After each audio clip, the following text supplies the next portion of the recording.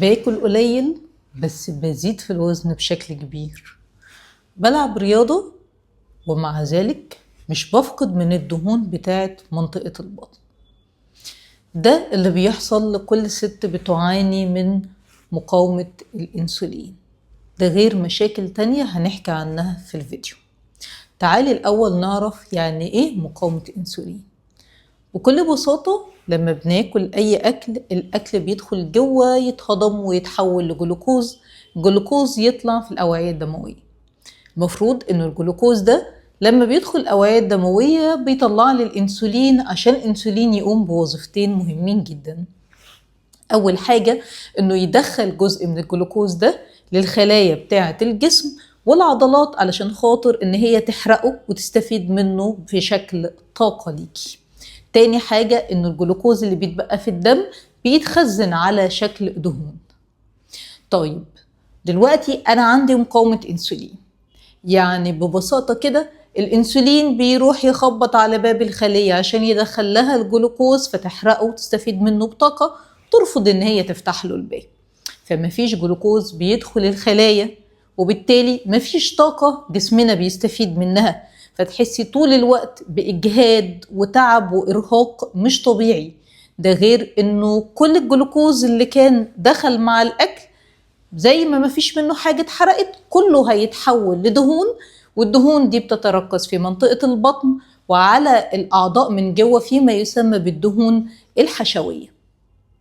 طب إيه كمان هيحصل لما مش هيبقى فيه طاقة وكل الجلوكوز هيتخزن في شكل دهون؟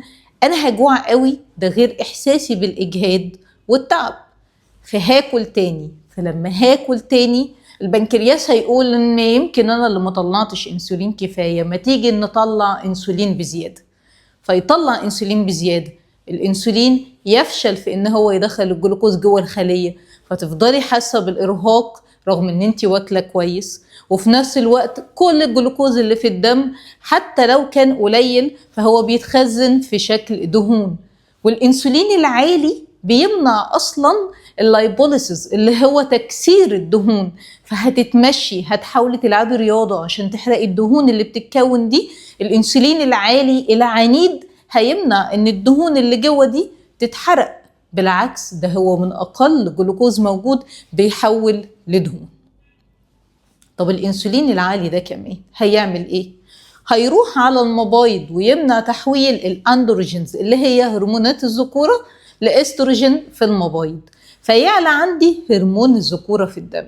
فلما يعلى هرمون الذكورة في الدم يبدأ يحصل عندي متلازمة تكيس المبايض اللي هي لخبطة في الدورة الشهرية بتاعتك، ظهور حبوب عنيدة في الوش، ظهور شعر في أماكن غريبة زي شعر الرجالة. ده كله بيكون نتيجة الإنسولين العالي وتأثيره في إنه هو رفع هرمون الذكورة في جسم الست. عشان كده دايما بنقول إنه الحل إننا نظبط مقاومة الإنسولين. بنظبطها بإيه؟ بإننا بنمنع كل الأكل اللي بيستفز أو بيطلع إنسولين بتركيز أو بنسب عالية، زي الحاجات اللي فيها دقيق أبيض، المخبوزات بقى والمعجنات الجميلة، البيتزا، الباتيه، الحاجات دي كلها المفروض ان احنا بنمنعها من اكلنا. والحاجات اللي فيها سكر ابيض مصنع هو كمان مش ألطف حاجة. ده غير اننا بنستخدم مواد تانية دوائية زي الميتفورمين، جلوكوفاج والسيدوفاج، علشان نخلي الخلايا تبدأ تستجيب للإنسولين وتبدأ تاخد الجلوكوز من الدم عشان تستفيد بيه كطاقة، ويتبقى شوية جلوكوز قليلين نخزنهم في شكل الدهون. ومع تظبيط الأكل واستخدام الأدوية زي الجلوكوفاج والسيدوفاج ما ننساش أكيد أهمية الرياضة بشكل يومي أو على الأقل يوم ويوم عشان نحرق شوية من الدهون المتركزة في منطقة البطن. أما بنظبط الحاجات دي تدريجيا هرمون الذكورة هيبدأ يقل ويرجع لنسب قريبة من الطبيعية، دورتنا هترجع تنتظم، الشعر ده هيبدأ تدريجيا يقل تاني، الحبوب تبدأ تستجيب للعلاج وصحتك تكون أحسن.